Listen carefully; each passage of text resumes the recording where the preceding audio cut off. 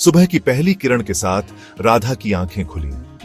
उसके चेहरे पर चिंता की रेखाएं साफ थीं, फिर भी उसकी आंखों में एक उम्मीद की किरण थी। उसके पति मोहन बीमार थे।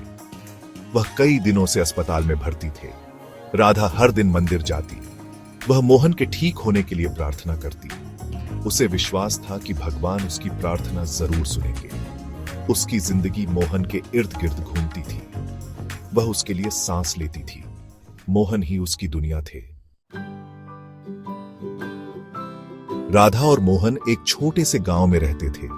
उनका जीवन सादा था पर प्यार से भरा था। मोहन खेतों में काम करता था, राधा घर संभालती थी। शाम को मोहन के घर लौटने पर राधा उसका इंतजार करती। दोनों साथ खाना खाते, एक दूसरे से बातें करते। उनके दिन छोटी छोटी खुशियों से भरे होते थे। राधा और मोहन एक दूसरे के लिए ही बने थे। उनका प्यार उनकी ताकत थी।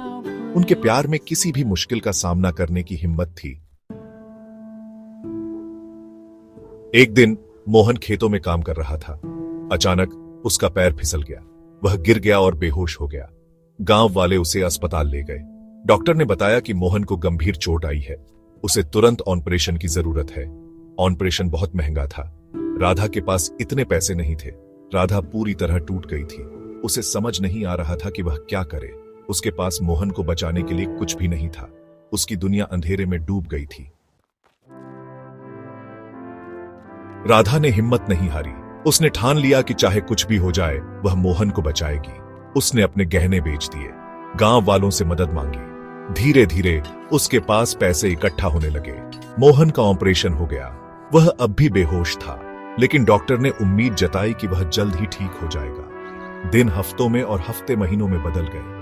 राधा हर दिन मोहन के पास अस्पताल जाती, उसकी सेवा करती, उससे बातें करती। उसे विश्वास था कि मोहन एक दिन जरूर ठीक हो जाएगा। और एक दिन वह चमत्कार हुआ। मोहन की आंखें खुली। उसने राधा को देखा और मुस्कुराया। राधा की खुशी का ठिकाना नहीं रहा। उसके प्यार और बलिदान ने मोहन को जीवन दान दिया था।